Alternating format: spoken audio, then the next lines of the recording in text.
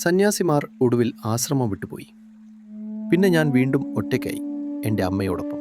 അന്ധമായ ആസക്തി ഹൃദയത്തെ എങ്ങനെ ബന്ധിപ്പിക്കുമെന്നത് ഞാൻ മനസ്സിലാക്കിയിരുന്നുവെങ്കിലും അവരെ ഉപേക്ഷിക്കാൻ എനിക്ക് കഴിഞ്ഞില്ല. അതിനാൽ ഞാൻ ആശ്രമത്തിൽ തന്നെ അവരോടൊപ്പം തുടരുകയും ദൈവകൃപയ്ക്കു വേണ്ടി നിശബ്ദമായി കാത്തിരിക്കുകയും ചെയ്തു.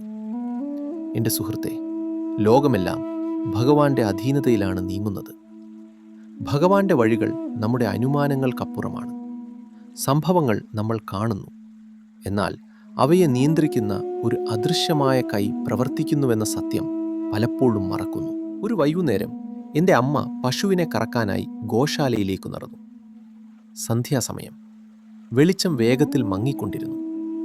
വഴിയിൽ ഒളിഞ്ഞു കിടന്നൊരു പാമ്പ് അവരെ കടിച്ചു. അപ്പോൾ തന്നെ അവർ അവിടെ തന്നെ അന്തരിച്ചു. അത്ഭുതകരമെന്ന് പറയട്ടെ, എൻ്റെ ദുഃഖം എന്നെ തകർത്തു കളഞ്ഞില്ല. പകരം എൻ്റെ ഉള്ളിൽ ഒരു ബോധോദയമുണ്ടായി. ഇത് ഭഗവാൻ തന്നെ ക്രമീകരിച്ചതാണ് എന്ന് എനിക്ക് തോന്നി. ആശ്രമം വിട്ട് ഞാൻ വടക്കോട്ട് നടന്നു. ദിവസങ്ങളെ എണ്ണാതെയായിരുന്നു എൻ്റെ യാത്ര. ഭൂമികളും വനങ്ങളും കടന്നുകൊണ്ട് മധുരജലത്തിൽ ദീപ്തിയാർന്ന നദികളെ ഞാൻ പിന്നിട്ടു. ഉത്സവം പോലെ പൂത്തുലഞ്ഞ വനങ്ങളെ കണ്ടു. കാട്ടാനകളുടെ പ്രബലതയിൽ കൊമ്പുകൾ തകർന്നു വീണ വൃക്ഷങ്ങളെ മറികടന്നു. സ്വർണവണ്ണത്തിലും വെള്ളി നിറത്തിലും തിളങ്ങുന്ന പർവ്വതങ്ങൾ ഞാൻ ദർശിച്ചു. തേനീച്ചകളുടെ നിത്യനാദം മുഴങ്ങുന്ന സരോവരങ്ങൾ കടന്നു.